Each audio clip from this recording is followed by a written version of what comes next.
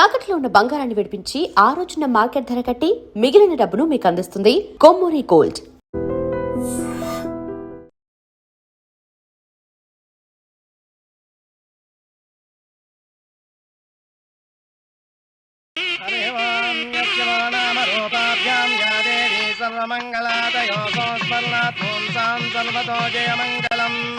శ్రీమంగళ గౌరీ దేవతాయే నమః. అమ్మా, తమ రెండో కోడను కూడా తీసుకొచ్చి కూర్చోబెట్టండి.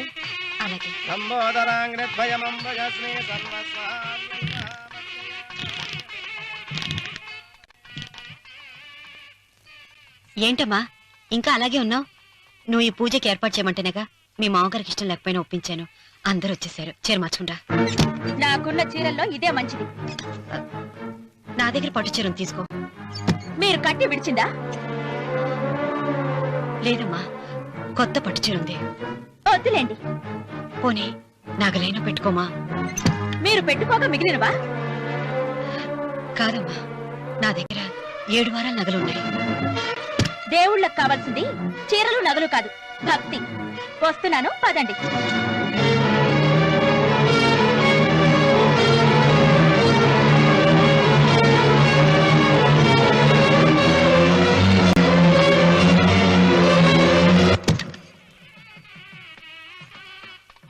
అమ్మా, రెండో కోడను త్వరగా తీసుకురండి. ఈ హోరలోనే వ్రతం పూర్తి చేస్తే చాలా మంచిది.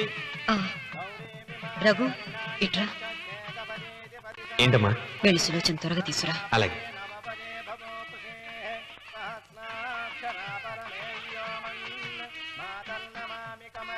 ఏమంది? రానుందమ్మా. ఎందుకని? ఎందుకని ఇంతమందిని అడుగుతున్నారా? ఈ వ్రతం పెట్టింది ఎందుకు? నా పెద్ద కోడలు కోటీశ్వరరాలు, అందుకే 25,000 రూపాయల పట్టు చీర కట్టుకుని 10 లక్షల రూపాయల బంగారం ఒంటి మీద వేసుకుందని గొప్పగా చూపించి నా రెండో కోడలు ఏమీ లేదన్న నమ్మకం కదా. మాట్లాడక. అమ్మా, నీ కొత్త పట్టు చీర నగలు తనకివ్వమ్మా. ఇస్తానన్నాను రా, తానే వద్దండి. అయ్యో అయ్యో అయ్యో, ఎంత అబద్ధం! ఇస్తానన్నారా? మీరు ఇస్తానన్నారా? చూసారా ఎంత అబద్ధం ఆడుతున్నారు? నీ మొహానికి ఈ నేత చీర వస్తున్నాడు చాలే అనలేదు. నాగసులోచన, మీరు అలా అన్నారని ఈ ఇంటి మూలంగా చచ్చిపోయిన మా నాన్న మీద ఒట్టేసి చెప్తున్నారు. మీరు మీ ఆయన మీద ఒట్టేసి చెప్పండి. నేను మా ఆయన మీద ఒట్టేసి చెప్తున్నా.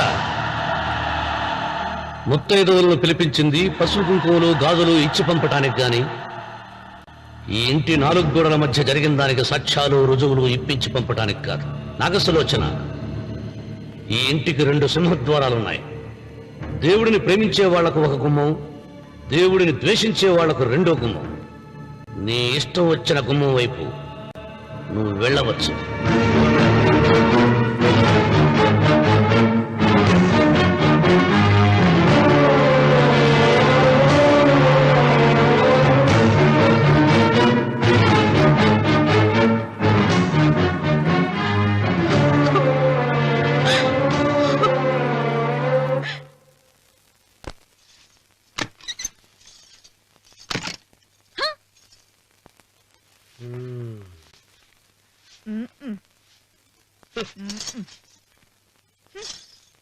పాలయ్యే. నీ పాచి మొహానికి పాలు కూడానా? సగం నేను తాగి సగం పిల్లికి పెట్టా. ఇందులో కలుపుకోపోయావా? తేడా విరగడేది. అసలు నిన్ను అనుకుని ప్రయోజనం లేదే. నిన్ను నాకు కట్టబెట్టిన మా చెన్నయ్య గారిని అనాలి. నేను కూడా మా చిన్నమ్మ గారు బలవంతం చేస్తేనే నిన్నే చేసుకున్నాడు రా చచ్చినోడా. అయ్యో, ఎంత పోసు కొట్టావయ్యా! 100 ఎకరాలు ఎగసాయ అన్నావు. నువ్వు సర్ది కూడా అన్నప్పుడే నేను తెలుసుకోవాల్సింది. నీ కాడగానా? నువ్వు తక్కువ చేసావా? 30, 70 అన్నప్పుడు నేను అర్థం చేసుకోవాల్సిందే. పట్టు చీర కట్టి మీ అమ్మాయి గారి నగలన్నీ దిగేసి సిగ్గుపడుతూ వచ్చి ఇలా కూర్చున్నావే. అసలు నీ దగ్గర ఏం ఆస్తుందని నేను చూసి. అమ్మో, అన్నవరం తగ్గు తగ్గు. అన్నవరం తగ్గు తగ్గు. అయ్యా అయ్యా అయ్యా అయ్యా అయ్యా అయ్యా అయ్యా అయ్యా అయ్యా అయ్యా అయ్యా అయ్యా అయ్యా అయ్యా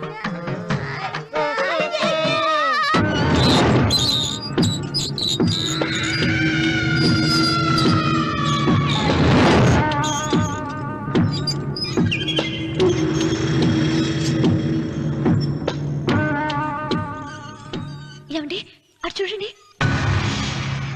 పిచ్చిపోతే లేక నుంచి నువ్వు తిను మావయ్య. ఏ ఇంటికి నా కోసం వచ్చావు? నిన్ను నేను గౌరవించుకోవాలి కదా.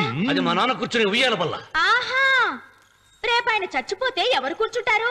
ఆయన బూడిద పోసి పెడతారా? సులోచన రఘు లేడు, ఎందుకు అలా అరుస్తారు?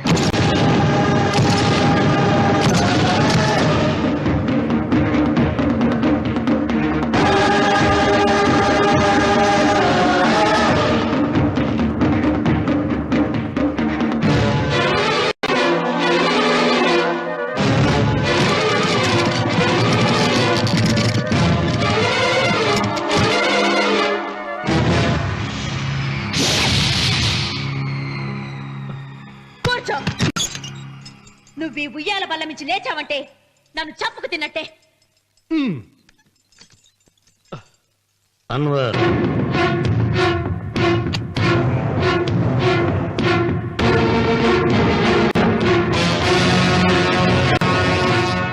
నువ్వు కూర్చో మావయ్య. సులోచన, బుద్ధి లేకుండా ప్రవర్తించకు. వేప చెట్టుకు పాలు పోసి పెంచినా అది చేదుగానే ఉంటుంది, కానీ తీయగా మారదని ఆయన ఎన్నిసార్లు చెప్పినా ఆయన మాట వినకుండా నీ అడుగులకు మడుగులెత్తాను. ఆయన ఎవరనుకుంటున్నావు? ఈ ఇంటికి పెద్ద. దేనిలో పెద్దండి? హత్యలు చేయడంలోనా? పక్కవాడ పొలాలు ఆక్రమించుకోవడంలోనా? వీధిలోకి వెళ్లి పసిబిడ్డని అడిగినా చెప్తాడు ఆయన ఎంతటి నీచుడో హంతకుడోనని.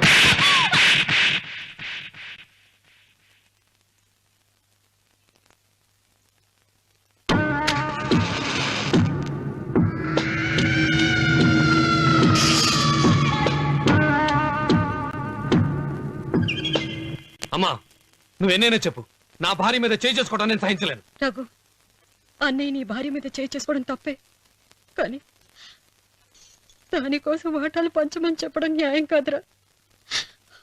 నాన్న అన్నయ్యని కూడా తన వాటా తీసుకుని వెళ్ళిపోమంటున్నారు. కావాలంటే నేను నీ భార్య కాళ్ళు పట్టుకుని క్షమాపణ చెప్తాను రా. అమ్మమ్మమ్మమ్మమ్మమ్మమ్మమ్మమ్మ, నేను 100 సార్లు మీ కాళ్ళు పట్టుకుంటాను. మా బతికేదో మమ్మల్ని బతకనివ్వండి. ఏంటి నించున్నారు? రండి, అక్కడ ఎదురు చూస్తున్నారు. చేసిందంతా చేసి కాళ్ళు పట్టుకుంటుందట మా అతను. నీ కన్నీళ్లకు రాళ్లు కరుగుతాయి గాని కన్నవాళ్లు కరగరు సీత. సీత, వాళ్ళు చిన్నపిల్లలుగా ఉండేటప్పుడు ఎంత సంతోషంగా ఉండేవాళ్ళం. వాళ్ళు పెరుగుతుంటే ఆ సంతోషం తరిగిపోతూ ఉంటుంది. వాళ్ళు మన భుజం దాటి పెరిగాక ఇక గడప దాటి ఎప్పుడు వెళ్ళిపోతారా అని ఎదురు చూడటమే మన పని. బాధపడ.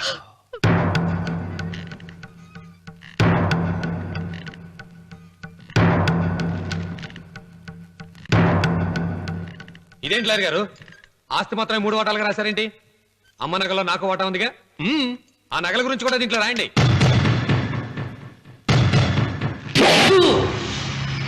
అది మీ తాత పిత్రార్జితం కాదు, నా స్వార్జితం కాదు. నా భార్య స్త్రీధనం. అందులో వాటా ఎవరికి రాదు, లేదు. ఓహో, అమ్మ గదిలోకి వచ్చి ఏడిస్తే నా మీద ప్రేమ అనుకున్నాను. నగలివ్వాలని ఏడుపా. ఈ ఏడుపేదో నన్ను కనక ముందు ఏడవాలి.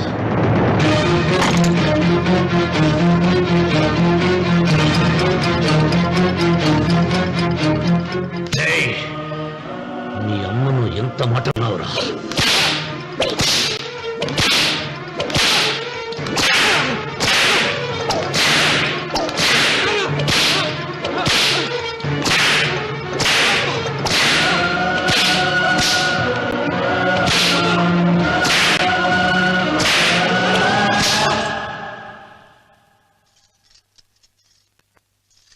మీరేం పెద్ద మనిషండి?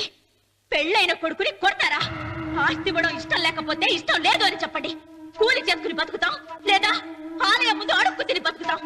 ఇప్పుడు ఆయన మీ కొడుకు కాదు, నా మొగుడు. నా మొగుడిని కొట్టే హక్కు మీకు లేదు.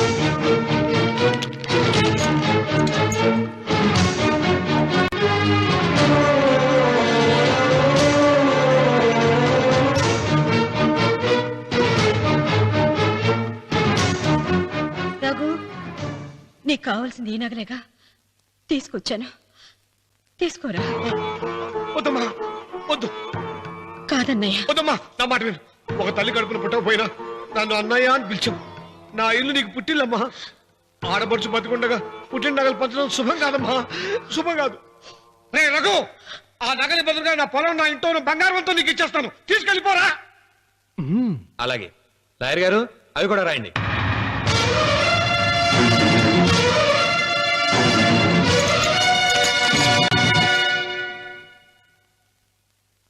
నాన్న, నాకు ఆస్తక్కర్లేదు. నేను మీతోనే ఉంటాను.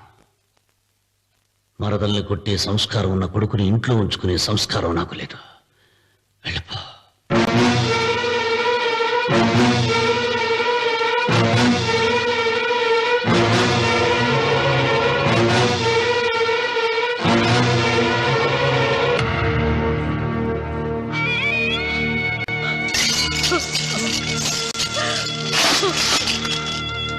సీతమ్మ, అమ్మ సీతమ్మ, సీతమ్మ. ఒరే రావుడు, నాకేదో భయంగా ఉందిరా. ఆ దేవుడి శాపం తగిలింది.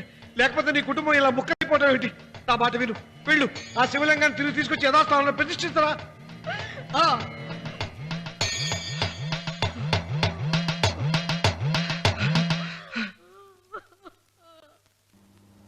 ఇదేమిట్రా రావుడు, శివలింగాన్ని తీసుకొస్తానని బయలుదేరి ఆలయం దగ్గర తీసుకొచ్చావేంటి?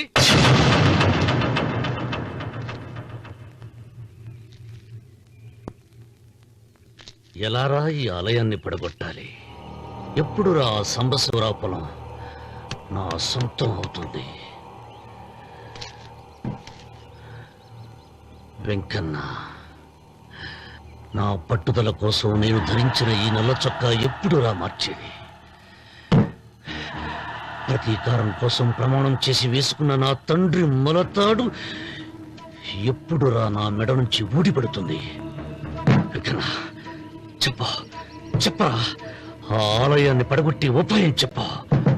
ఇంత జరిగినా కూడా నీ అహంకారం తగ్గలేదురా? నారు పొయ్యకుండా నీరు పెట్టకుండా ఈ ప్రపంచంలో పెరిగేది ఒక్కటే, అహంకారం. అది నా సొంతం.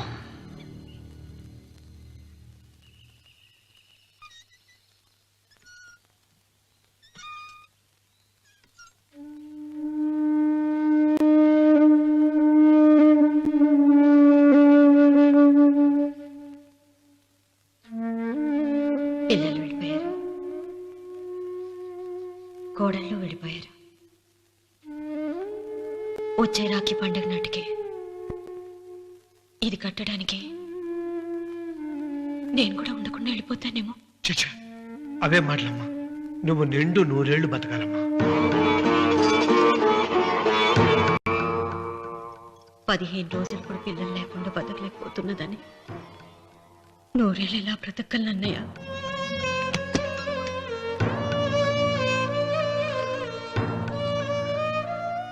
వీటి కోసమేగా మా పిల్లలు ఇద్దరిని ఇంట్లోంచి వెళ్ళగొట్టారు. నేను చనిపోయాక మా ఇద్దరు కోడలికి సమానంగా పంచిపెట్టమని చెప్పు. ఇప్పుడు ఎందుకమ్మా అదంతా? అసలే నీ ఆరోగ్యం బాగలేదు. నన్నెప్పుడు నిండు ముత్తైదుగా చూడాలనేది ఆయన కోరిక. పోయే ముందు ఒక్కసారి నిండుగా అలంకరించుకోవాలని ఉందన్నయ్య.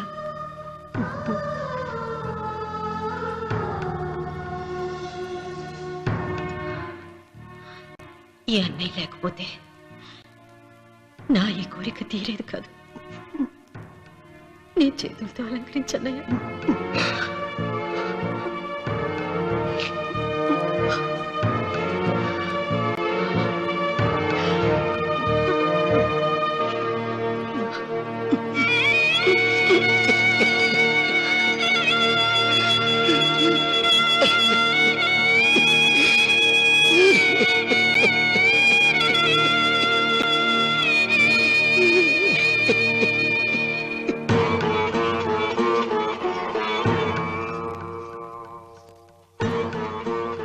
ఏమిటి సీత?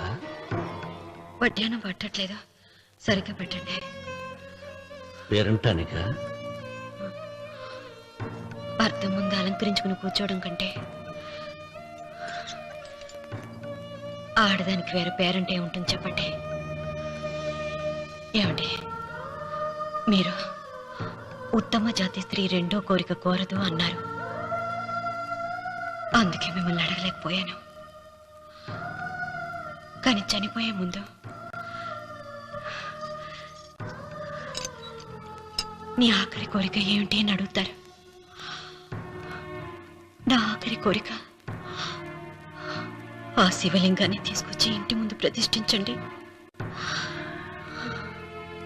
సీత, పళ్ళు గట్టిగా ఉంటాయని, నాలుక మెత్తగా ఉంటుందని మనం పళ్ళకే ఎక్కువ విలువనిస్తాం. వయసు పైన పడుతుంటే ఒక్కొక్క పన్ను రాలిపోతుంది. వయసు పెరుగుతున్న కొద్దీ ఒక్కొక్క బిడ్డ దూరం అయిపోతాడు. కానీ నాలుక మాత్రం భర్తకు భార్య లాంటిది, భార్యకు భర్త లాంటిది. బ్రతికినంతకాలం తోడుగా ఉంటుంది. బిడ్డలు దూరం అయిపోయారని ఏదోదో మాట్లాడుతున్నా. సీత, నా మీద కోపం వచ్చిందా?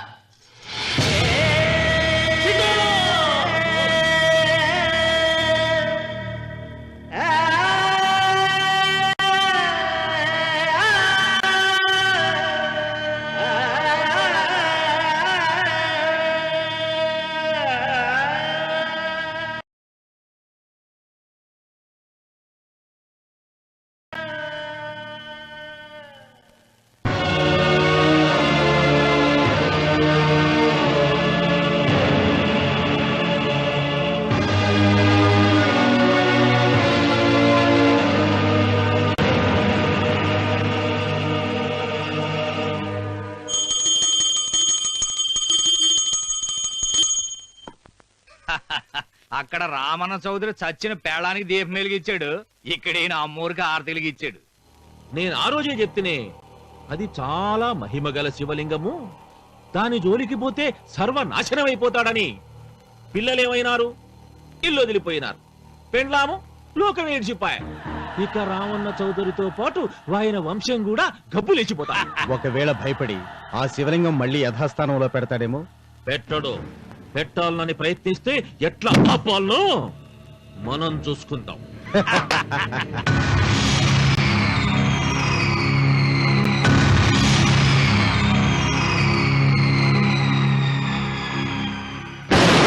ఆలయాన్ని పడగొట్టించి ఆలయమే లేదు కాబట్టి ఇక పొలం ఎందుకని ప్రశ్నించి అప్పుడు నా స్వాధీనం చేసుకుంటాను.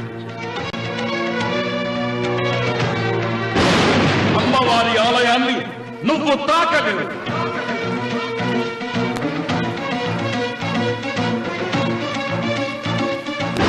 ఆ ఆలయాన్ని పడగొట్టక్కర్లేదండి.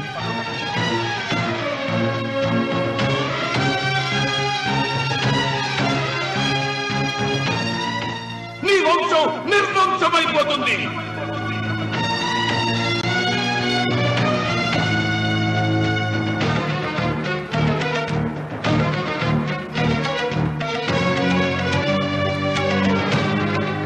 ఆ శివలింగాన్ని తీసుకొచ్చి ఇంటి ముందు ప్రతిష్ఠించండి.